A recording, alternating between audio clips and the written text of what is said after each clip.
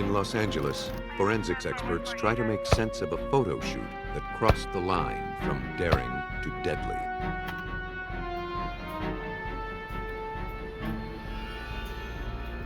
In the Pacific Northwest, law enforcement hunts a brutal predator whose lust for violence is reaching fever pitch.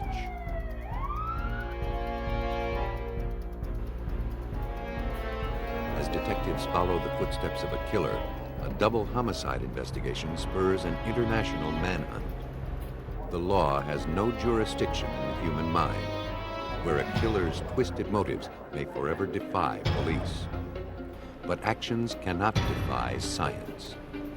Through forensics, detectives can track even the most deranged criminals and put an end to their lethal obsessions.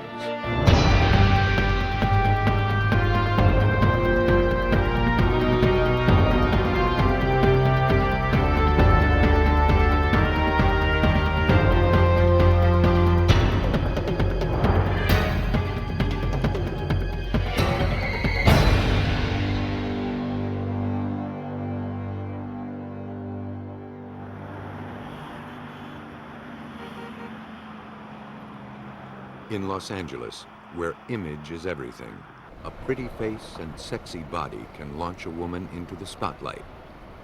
But not everyone makes it that far. In November 1995, a model went to a photo shoot and vanished. Days went by without a word. Worried friends and parents had no clue to her whereabouts.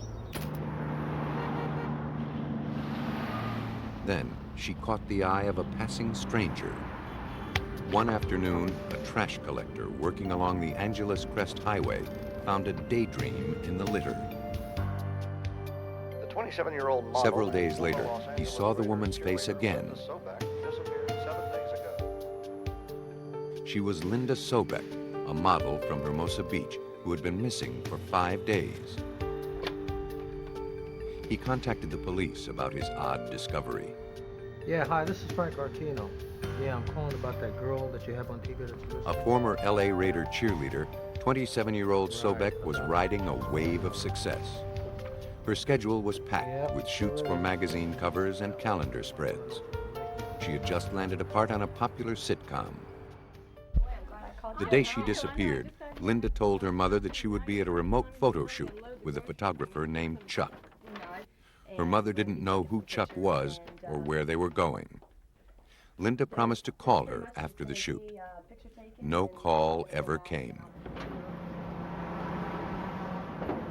The trash collector showed police where he dumped the roadside trash. Yeah, I threw him in here in one of these bags, but I think it was this bag right here.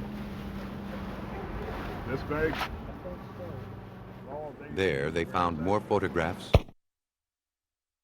pages ripped from Sobec's appointment book, and a makeup bag.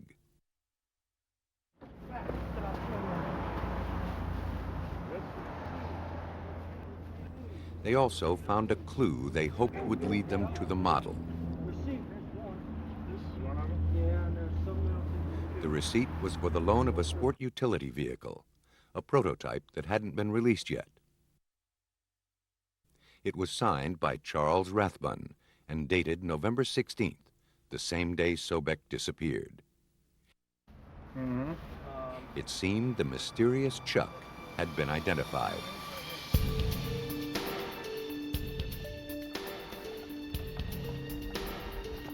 Rathbun, police learned, was a respected photographer who specialized in pictures of new cars.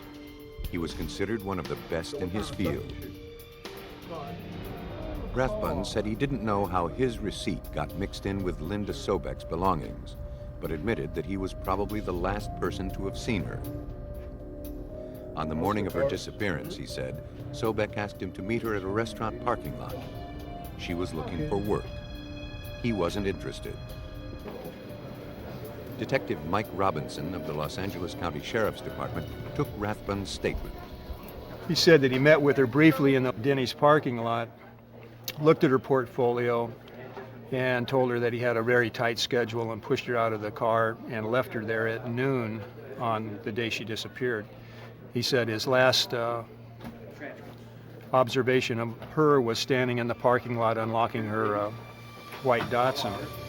Sobec's car was still in the parking lot, but there the trail grew cold. Rathbun, the last to have seen her, was the only lead to the missing model. Police asked him to come to the station for a more complete interview. He didn't keep his appointment. He called later that day and said that he had car problems and then never showed up and never called back.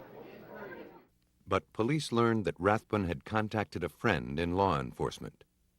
She had received a rambling fax in which he confessed to accidentally killing Sobec. He also threatened to kill himself. Police rushed to his house. They found him drunk and incoherent. He was taken into custody.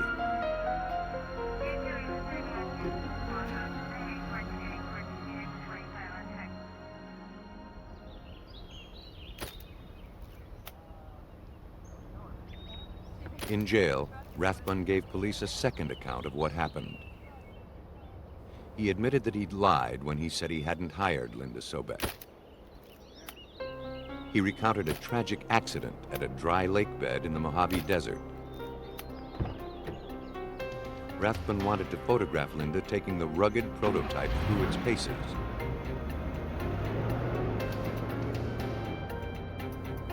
He got behind the wheel to show her how to spin it.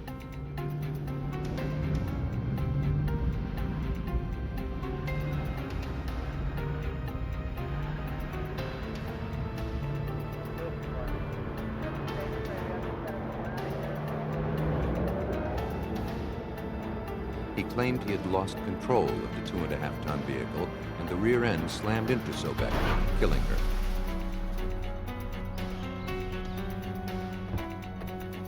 Panicked, Rathbun dug a grave with his hands and abandoned the body. He said he was so traumatized, he couldn't remember where he'd buried her. Police didn't believe this sudden change of story. But with nothing more to go on, they couldn't refute his account. Flimsier alibis have held up in court. Investigators were not about to let that happen. The case entered its next phase, to find the flaws in Rathbun's story. Police got hold of the car. Unfortunately, it had been detailed at least twice since Rathbun borrowed it. Investigators hoped that some evidence survived the thorough cleaning. The first task was to search for signs of impact. L.A. County criminalist Heidi Robbins didn't find any. The initial examination revealed no such evidence on the exterior of the car. Being that it was a prototype, it was a brand new vehicle right off the line, so it was very clean, which is really not what we're used to looking at as forensic scientists or criminalists. The vehicle it didn't have a scratch on it. There wasn't a dent to be seen. Perhaps the victim had been run over, not struck. The vehicle was placed on a lift. Again, the car was clean. We didn't see any type of blood or tissue or fiber evidence at all associated with the exterior or undercarriage of that vehicle. The next step was to examine the vehicle's interior. Although the leather seating looked pristine, it was not. Blood residue was found in the crevice between the seat cushions and had stained the stitching. Tests showed that it matched Sobec's blood type. 4 long blonde hairs were collected and shown to have belonged to her. Robbins noticed that one of the doors had a deep dent in it. It seemed that a struggle may have occurred inside. The marks inside the car suggested a tale far different from Rathbun's, but the whole story couldn't be told without Sobec's body, and Rathbun had conveniently forgotten where it was.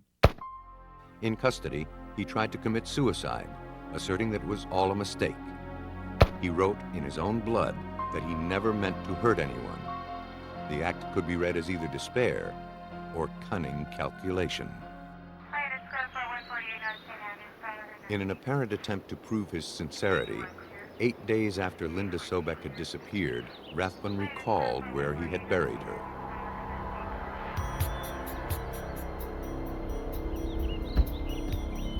He directed the search party to a steep ravine, 6,000 feet up, 40 miles from the site of the photo shoot.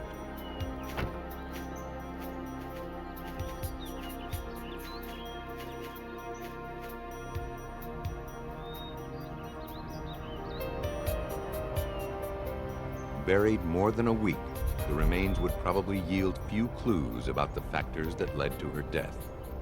It's always been my contention that Rathbun decided to contribute to our efforts on the day that he did because he felt that the body would be so decomposed that we wouldn't be able to determine those factors.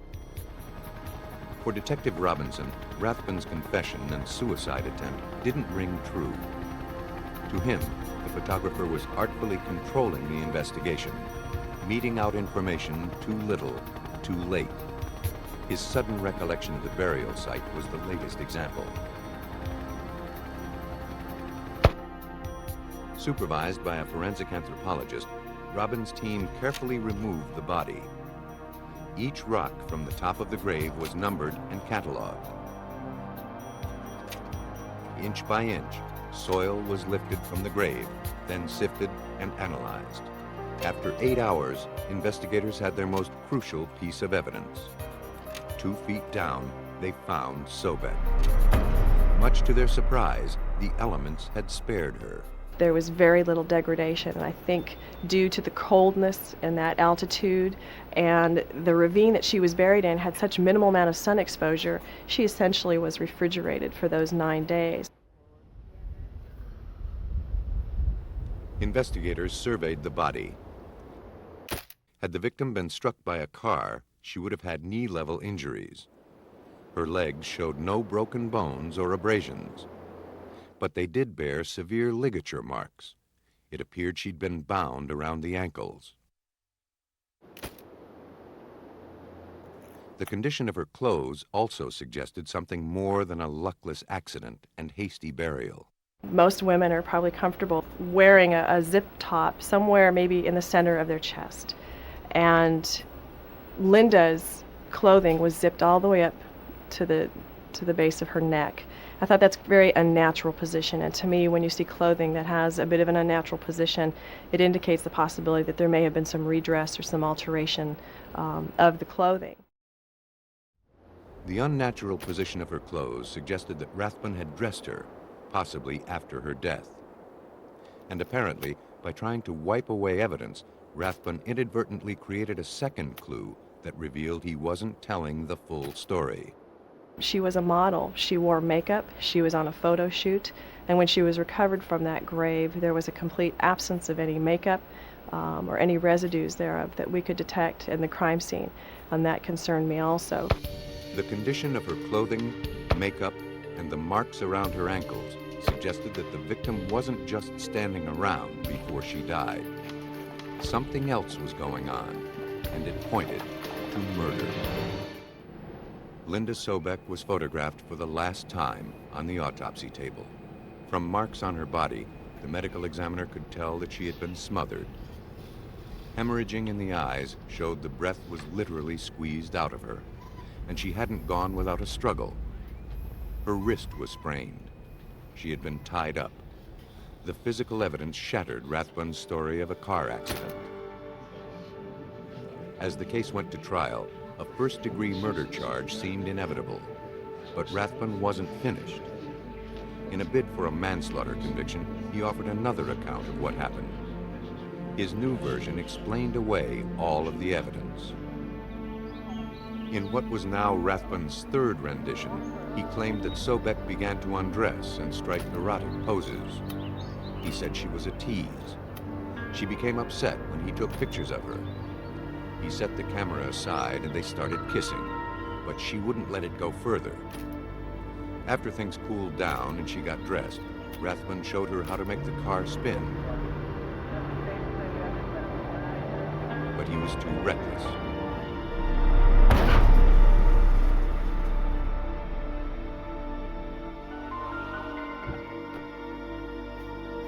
He thought he hit and killed her, but she'd only stumbled trying to get clear.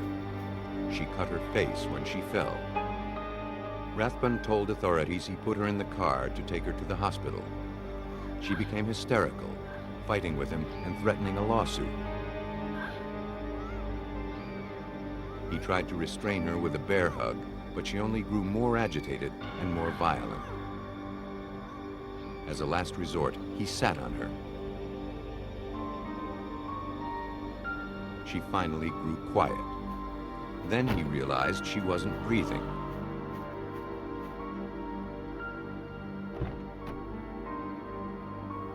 He pulled her out of the car to try to revive her, but she was dead. To explain the ligature marks, Rathbun said he then bound the model's ankles to better maneuver the unwieldy body back into the vehicle. He then buried her. It was a colorful story, but once again, it felt too contrived. I felt that in trying to answer every piece of evidence that the prosecution had presented, he sort of built a patchwork quilt that wasn't real square at the edges. It just didn't have the right form to it. If Rathbun could sell this fabrication to the jury, he'd likely get off with manslaughter. To prove his case, Rathbun provided the court with 5 rolls of film from the photo shoot. He explained that he had left them in the desert after the victim was killed. He had his brother retrieve them for him. 4 of the rolls showed Sobec modeling, but the 5th roll was almost unrecognizable. Rathbun explained that it contained the intimate photos of Linda Sobec that proved she was teasing him. But in the heat of the moment, he'd grabbed a roll he'd already shot. Not realizing, he took pictures of Linda Sobec over pictures of the Lexus interior. The harsh desert climate also had apparently affected the rolls, ruining the emulsion. Rathbun presented 13 distorted images of a woman in pornographic poses, double exposed over a car interior. And along with them, he served up a modified version of what happened. This version better explained the condition of the victim's clothes and makeup. At this point in time, the facts of the story changed. We had another version of the truth come out at this point, and it was suggested that her death actually resulted not from a vehicle this time, but from this consensual sexual activity that had gotten out of hand, a little too rough, and accidentally resulted in her death. These photographs were introduced to prove this latest version of the truth. Investigators set out to prove the photos were fakes. Detective Robinson felt the pictures were too damaged to be conclusive. He needed to determine if the Lexus and the woman in these photos were really who Rathbun said they were. He learned that several weeks before borrowing the Lexus, Rathbun had photographed a 1998 Oldsmobile prototype. The detective requested Rathbun's pictures of that car's interior from the manufacturer. Heidi Robbins brought the double-exposed images and the Oldsmobile interiors to the National Law Enforcement and Corrections Technology Center in El Segundo, California, for comparison. The agency provides sophisticated forensic imaging technology for law enforcement. The images were scanned into a high-speed computer and enhanced with graphics software. Before they could make sense, engineer Bill Repetto digitally enhanced their contrast, shadow detail, and color. The films are in really bad shape. In fact, a lot of the emulsion is missing. So the detectives really didn't have a full shot of the entire dashboard. Using our equipment, we were able to alter the contrast, do some sharpening, look for features that were hard to do in the conventional photographic process, but we can do it in real time on a computer. I guess you're interested in finding out, is that a body part or is that part of the dashboard? Once the pictures were sharpened, Repetto sized and overlaid the Oldsmobile dashboard atop the damaged negative. His goal was to see if the car in the photos was really the Lexus that Sobec died in, or if it was the Oldsmobile. That you can match up things like the speedometer dial, the radius of the steering wheel. Unfortunately, we can't see this pattern, the logo on the steering wheel, but it matches up pretty good. I mean, you work with this just a few minutes and it's pretty darn obvious this is not a Lexus. This is an Oldsmobile. Repetto next had to eliminate Linda Sobec as the faceless model. He compared the dress Sobec wore at the photo shoot to a portion of lace shown in the double exposed images. Because lace patterns repeat, it only takes a fragment of the material to point out a mismatch.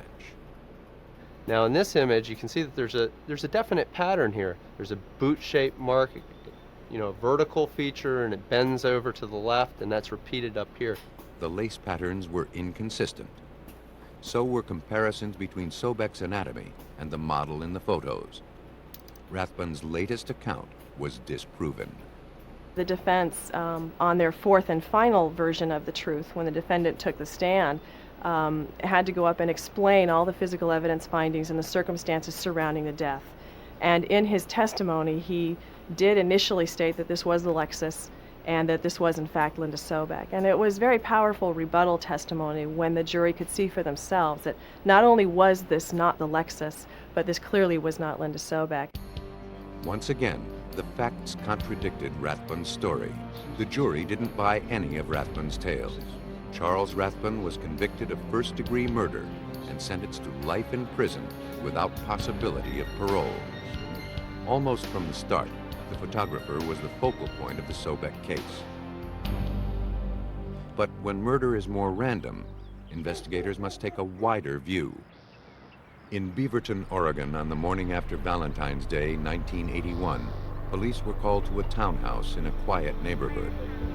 There, they found the body of 18-year-old Julie Ann Reitz.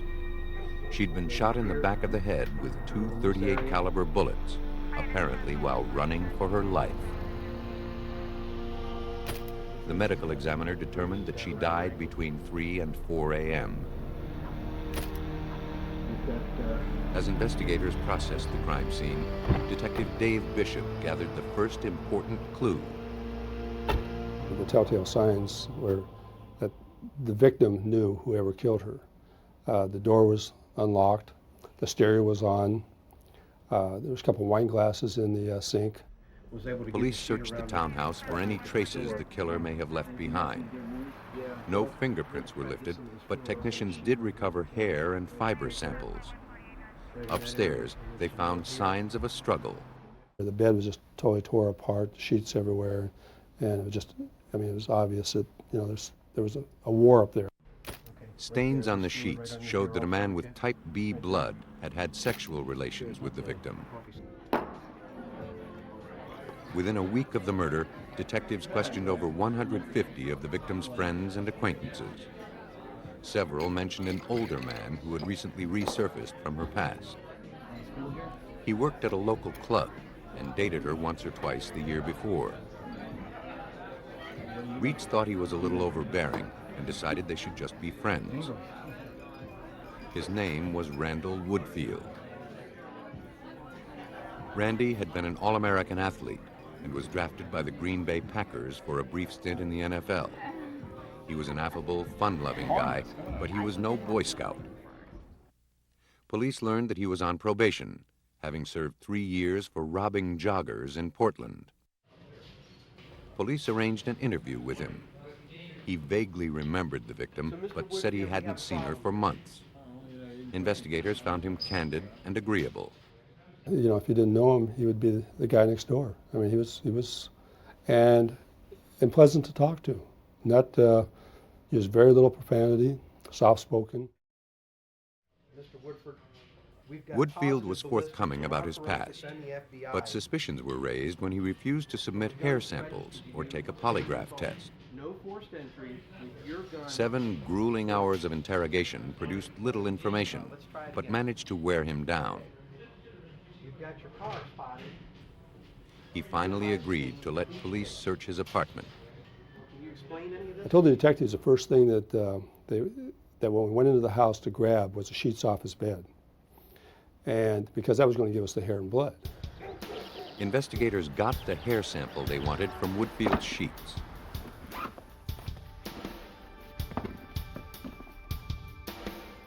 They also found a .32 caliber bullet and a roll of athletic tape in his gym bag. Ordinarily, these items meant nothing. Now, police weren't so sure. Athletic tape was a crucial clue in a rash of unsolved rapes and murders that had been occurring along Interstate 5 for more than 2 months. Detectives wondered if they were onto something bigger than an isolated homicide.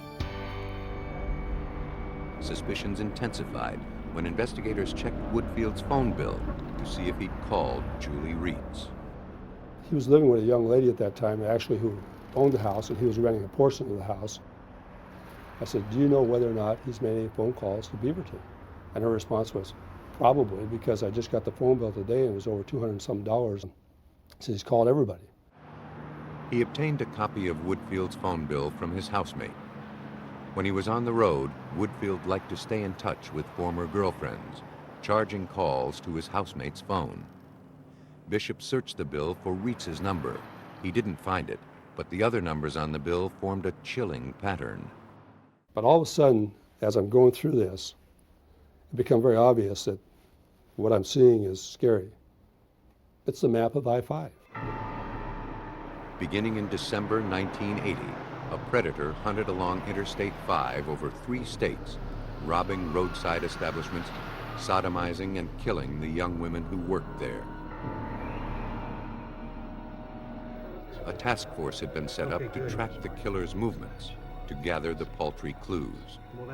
He was rigorously consistent, preying on strangers, leaving no prints. Dark-haired, dark-eyed, described as handsome. He often young wore man, false athletic beards build, and hoods. About 6'2". On January 18, 1981, 1 month before Reitz was killed, police and rescue were called to an office building in Salem, Oregon, several miles down I-5 from where Julie Reitz was killed. What do you got? Lisa Garcia and Sherry Hull had been cleaning an office when an intruder slipped in. The women were sexually assaulted. Both were shot in the back of the head. Astonishingly, Garcia never lost consciousness. Though groggy and confused, she was able to dial 911. A twist of fate had kept 2 bullets from entering Garcia's brain. Hull was not so fortunate. She died at the hospital. Detectives analyzed the office crime scene. They collected hair and fiber samples and 2 .32 caliber slugs. The evidence and the method of attack matched the profile of a killer who'd been creating a one-man crime wave. Oregon detectives believed they may have stumbled onto the trail of the serial killer who prowled Interstate 5. The I-5 killer's victims were always attractive young women with long hair. He would often bind their wrists with the same brand of white athletic tape. And when he killed, it was with bullets to the back of the head. Many robbery victims had caught a glimpse of him, but Lisa Garcia was the only one who had seen him kill. He was described as a white male in his 20s with dark, bushy hair. He wore an adhesive bandage on his nose, probably to distract his victims from noting his features. But police still didn't know who he was. He had committed more than 20 acts of rape and robbery and was already suspected of killing 5 women. Julie Reitz made it 6. Like the office building Garcia was shot in, Reitz's house was along the I-5 corridor. Garcia gave the I-5 killer a face. Reitz gave him a possible name, Randall Woodfield. The blood and hair samples gathered from Woodfield's apartment, bolstered by the paper trail of his phone bill, gave authorities enough evidence to go to Woodfield's home and arrest him for suspicion of murder as the I-5 killer. But to build their case, they needed as much evidence as they could muster. Lisa Garcia, the sole survivor of the I-5 killer's murderous attacks, was called in to identify him. Either in the yes or the no column if it's not the mayor on this sheet that I've given. Do what I say and you won't get hurt. Don't call the police. Where's the back room? Thank you. A lineup was arranged. Participants were asked to recite statements made by the I-5 killer. Stand up to the microphone, please. The circumstantial evidence against Randall Woodfield was strong. Indicated that are underlined. His physical description and movements matched the killer's profile. His housemate confirmed that he was out of the house on the nights the killer struck. The hairs from Woodfield's bedroom matched the strands found in Julie Rietz's bed and in the office building where Lisa Garcia was attacked. He had type B blood. Do what I say and you won't get hurt. Don't call the police. All the police needed was a credible eyewitness. Do what I say and you won't get hurt. Lisa Garcia unequivocally picked Woodfield from the lineup. It was the voice, she said, that clinched it. If the bullet found in his apartment could be linked to the .32 caliber slug removed from Lisa Garcia's skull, the case against Woodfield would be a lock.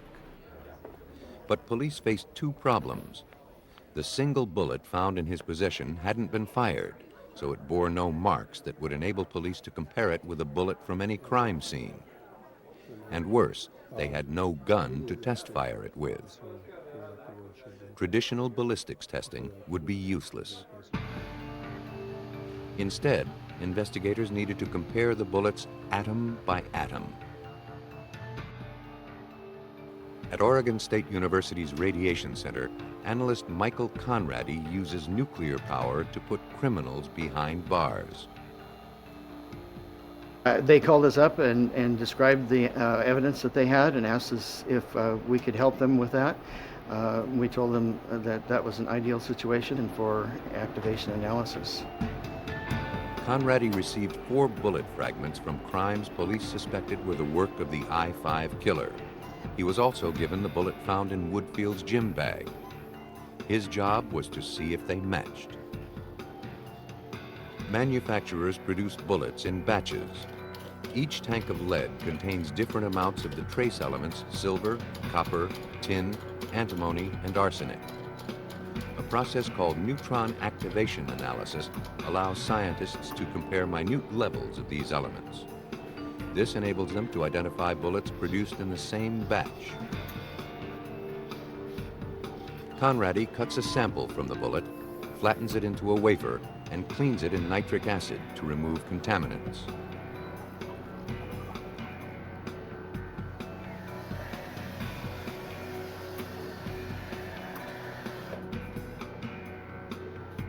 A pneumatic tube sends it on its 16-foot underwater journey to the core of a nuclear reactor. At the core, the sample is bombarded with subatomic particles called neutrons. Some of the atoms in the sample absorb some of these neutrons.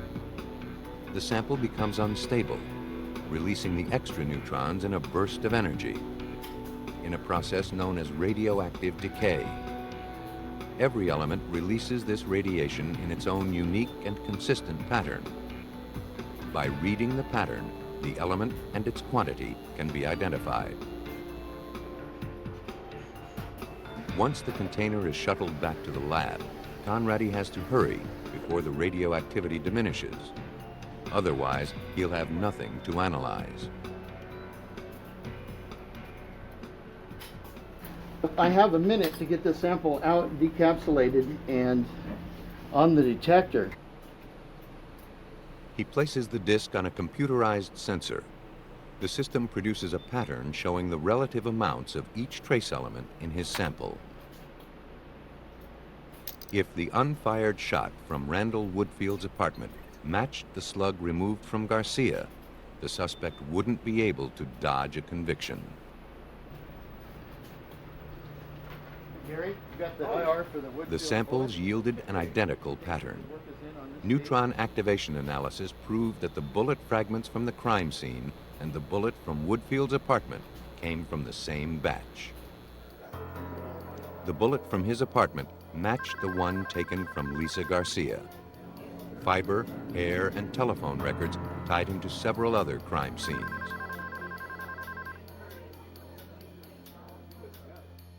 Woodfield was a sly, methodical killer who prepared for his attacks with a ritualistic intensity. His pattern was as consistent as it was deadly.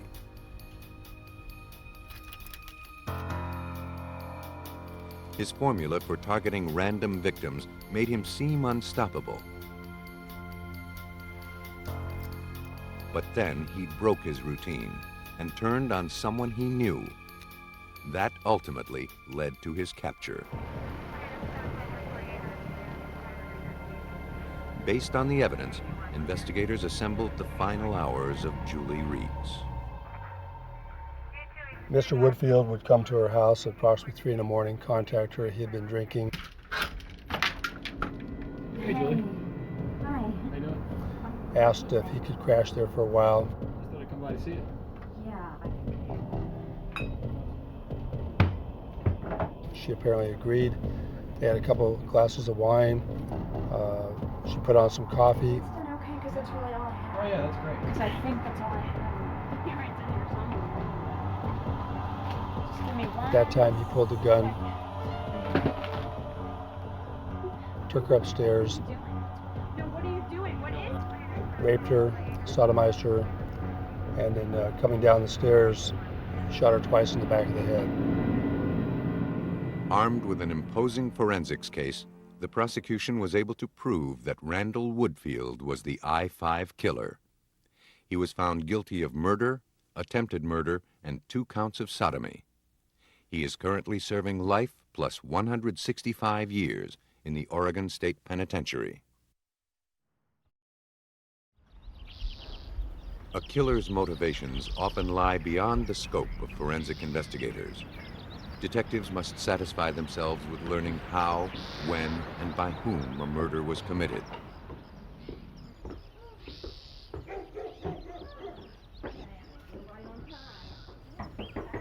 On the afternoon of April 3rd, 1985, a bridge club convened at the Boonesboro, Virginia home of Derek and Nancy Hesom.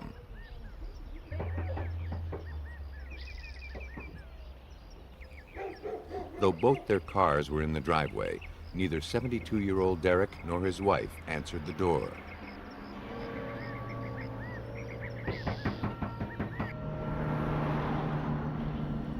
Fearing trouble, the guests called a family friend who came over with a spare key. They were alarmed. Derek never missed their weekly game, certainly not when he was hosting.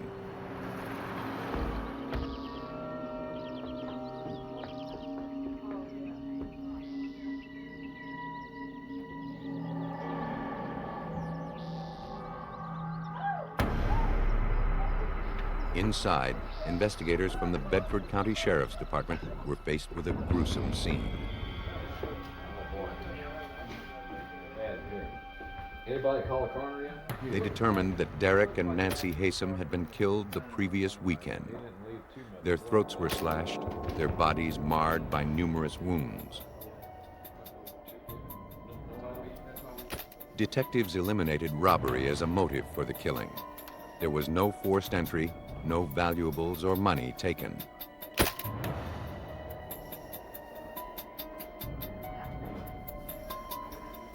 The floors were smeared with blood. Investigators wondered whether the odd patterns pointed to a cult killing. Forensics expert Steve Rush was one of the first on the scene. The entire floor had been wiped in blood. All this kind of took me back because it was so unusual that somebody would, at that time I thought, play in the blood.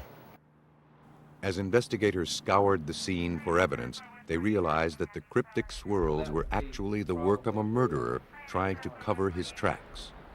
They feared he may have succeeded all too well. Normally, a messy crime scene yields many clues, but the scene at the Hesom house in Virginia wasn't the aftermath of a sloppy killer.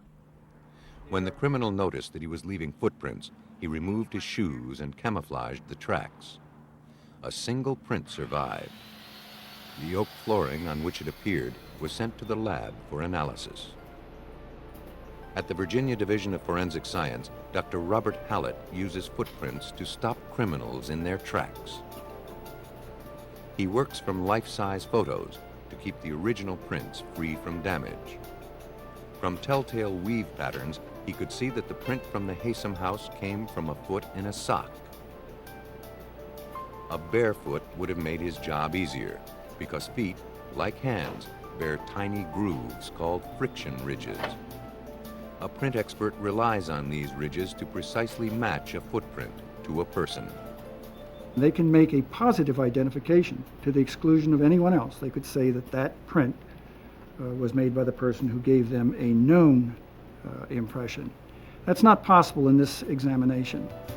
Hallett would have to base his analysis simply on the foot's anatomy. Though the photograph from the Hesom house indicated that the foot had been dragged, Hallett was pleased with the evidence. The impression is complete. I have a heel, I have an arch, I have a metatarsal pad or ball of the foot, and I have 5 toes that are distinctly shown. And that is considered to be an excellent photograph to work with. But until Hallett had something to compare it against, the bloody sock print would be useless. He would have to wait for a suspect to surface. Despite the lack of hard evidence, lead investigator Lieutenant Ricky Gardner was already forming an impression of the assailant. It was obvious from the get-go that whoever performed or committed the murders was very angry with both Mr. and Ms. Hesom. The Hesoms appeared to have known their assailant and had even shared a meal. Stale remnants of food and wine lingered at 2 place settings, but 3 chairs, not 2, appeared to have been pushed back abruptly from the table.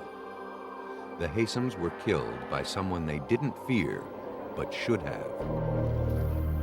Gardner's team searched for any small clue they could find, any hint of the killer.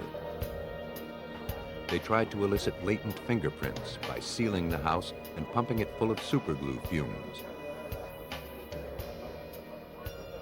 Hours passed as they laboriously analyzed a house full of fingerprints.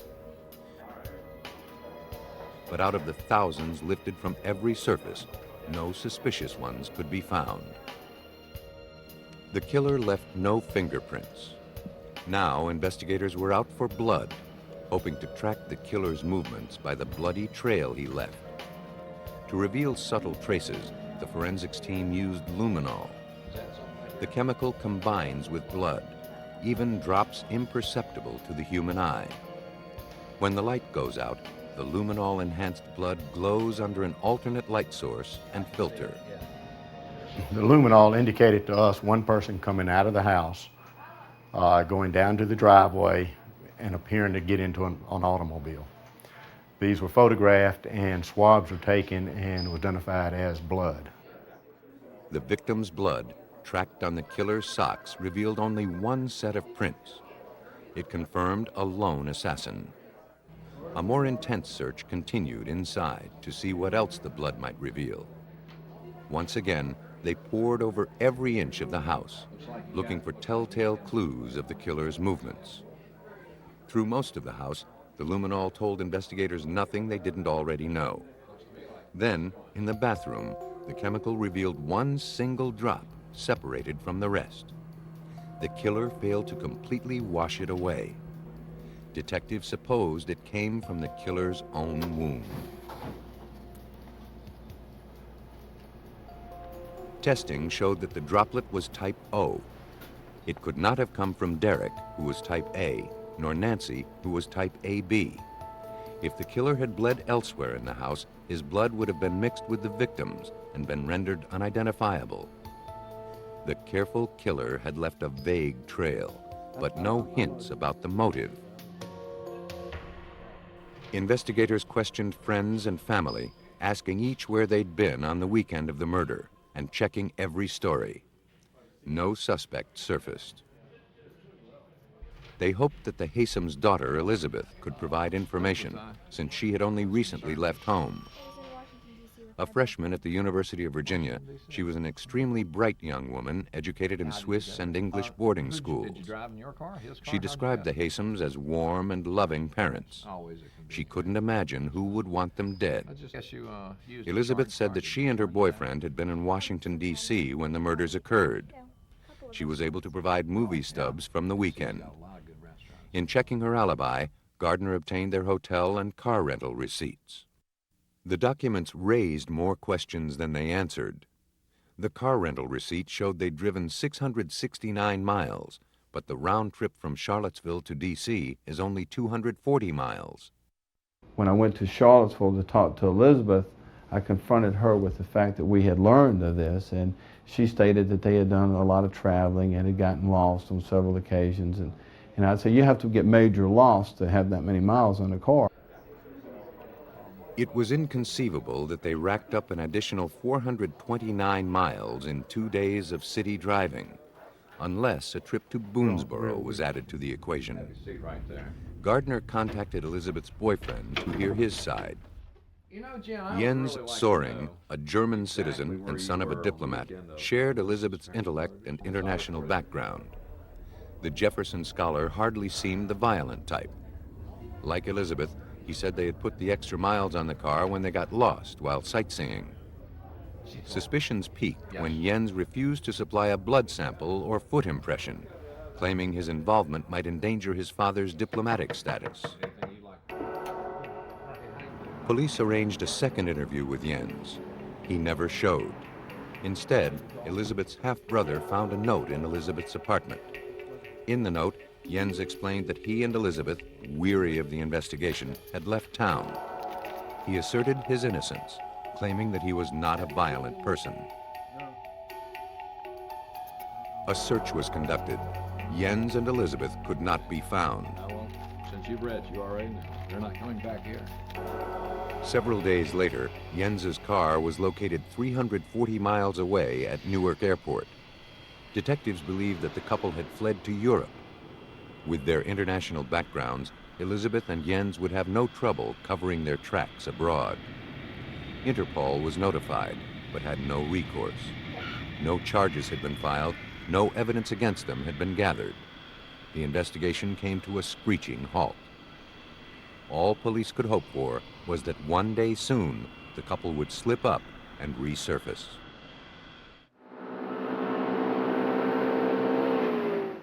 Seven months passed. The prime suspects had fled to Europe. Then, in May 1986, a British detective searched the flat of a young couple who'd been arrested for check scamming.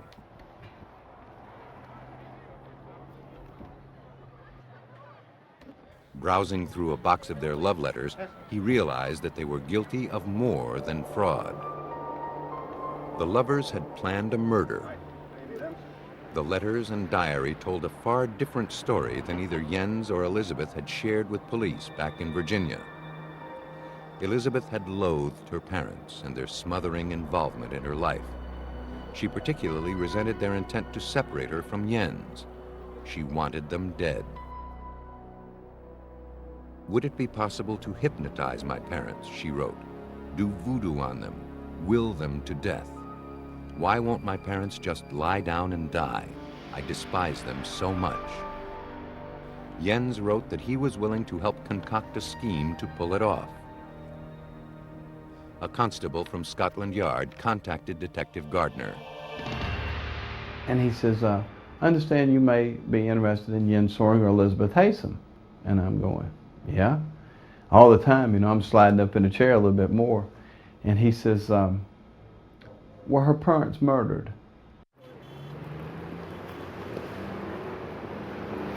Gardner caught the next plane to England to confront Jens and Elizabeth with their own words. Elizabeth, struck with remorse, admitted she knew about the murders beforehand, but didn't commit them. I think that was... I'd never seen it. She returned to Virginia for trial. Jens admitted killing the Hesoms, but as a German citizen, he hoped to get his case moved to Germany, where he would be tried as a minor. If found guilty there, he'd do only a few years' time. Then he could be reunited with Elizabeth. He advised me that he was ready to tell me the truth, and he just started with when they met in the fall of, he and Elizabeth met in the fall of '84. They fell in love, and one thing led to another. Jens told Gardner that he was so in love with Elizabeth, he'd do anything for her, even kill. I mean, he was smitten, obviously, by Elizabeth. I mean, this was probably, if not the the first relationship that he had ever had. And I mean, she had manipulated him into the feeling that, you know, you're my future, and we'll spend the rest of our lives together, and you're my only love. And he, you know, he went for it. He fell for it. But back in Virginia, Elizabeth turned on her lover. She portrayed Jens as a bloodthirsty psychotic who killed without much urging. She'd lived in a state of terror afterwards, she said, fearing that Jens would kill her if she went to the police. On August 24, 1987, Elizabeth pleaded guilty to being an accessory before the fact. She thought she'd get off easy, but she was sentenced to 90 years in prison. Jens fought extradition for 3 years. Then the United Kingdom agreed to extradite him when Virginia promised it would not seek the death penalty if he were found guilty. When it was clear Jens was to face hard time in the States, he changed his story, pinning the murders on Elizabeth.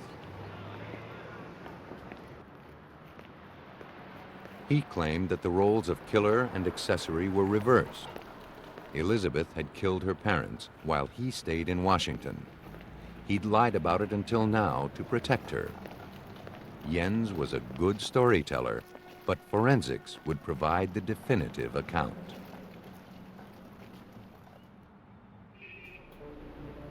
The next step in the Hesom murder investigation took place in the lab, where Elizabeth Hesom and Jens Soring made footprints. And now I want you to walk through, be sure all parts are touching. All right, stop. All right, now just walk right on through. Robert Hallett compared these impressions with the print gathered at the crime scene.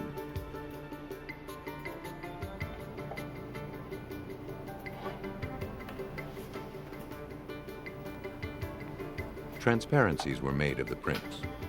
Hallett drew parallel lines through each image to compare them. A distinguishing feature appeared on the photograph of the bloody print. The ball of the killer's foot formed a plateau between the second and third toes. Following the line, Hallett found a striking similarity with Soring's footprint. It exactly touched those same two positions on the impression of Jens Soring. However, when that parallel line, keeping it equidistant all the way across, came to this position for Elizabeth Hesom, the pad, metatarsal pad, was significantly below, quite a bit below. Elizabeth's print didn't have this feature and was eliminated. Hallett tested Jens's print further. This is the impression that we're trying to determine as to who made. And I've placed an overlay over it, the right foot of Jens Soring, placement of the toes, the metatarsal pad, the ball of the foot, the arch, and the heel, all exactly match. There were no differences. In Hallett's opinion, Jens Soring had left the print.